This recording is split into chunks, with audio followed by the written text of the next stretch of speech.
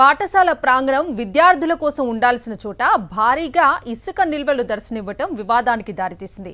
పార్వతీపురం మన్యం జిల్లా కురుపాంలోని saint mart fort English medium school గ్రౌండ్లో సుమారు 50 లారీలకు పైగా ఇసుకను అక్రమంగా నిల్వ ఉంచినట్లుగా రెవెన్యూ అధికారులు గుర్తించారు.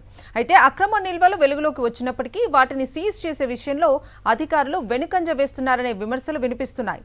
విద్యా సంస్థ ఆవరణలో ఇంత పెద్ద మొత్తంలో ఇసుక నిల్వ చేయడంపై స్థానికులు అభ్యంతరం వ్యక్తం చేస్తున్నారు. కొందరు టీడీపీ నాయకుల అండదండలతోనే ఇసుకను ఇక్కడ నిల్వ ఉంచినట్లుగా ఆరోపిస్తున్నారు. ముఖ్యంగా అధికార పార్టీకి చెందిన నాయకుల ప్రమేయం ఉందంటూ స్థానికులు అనుమానాలు వ్యక్తం చేస్తున్నారు. ఇసుక నిల్వలను అధికారులు పరిశీలించినప్పటికీ ఇప్పటివరకు వాటిని సీజ్ చేయడంలో స్పష్టమైన చర్యలు కనిపించడం లేదని స్థానికులు చెబుతున్నారు. నిబంధనలకు విరుద్ధంగా నిల్వ చేసిన ఇసుకపై అధికారులు ఎందుకు చర్యలు తీసుకోవటం లేదని ప్రశ్నిస్తున్నారు.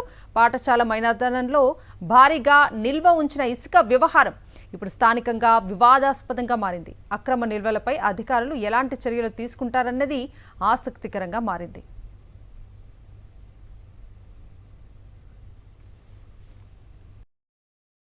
మరిన్ని అప్డేట్స్ కోసం ఛానల్ ను సబ్స్క్రైబ్ చేయండి. నోటిఫికేషన్స్ కోసం బెల్ ఐకాన్ పై క్లిక్ చేయండి.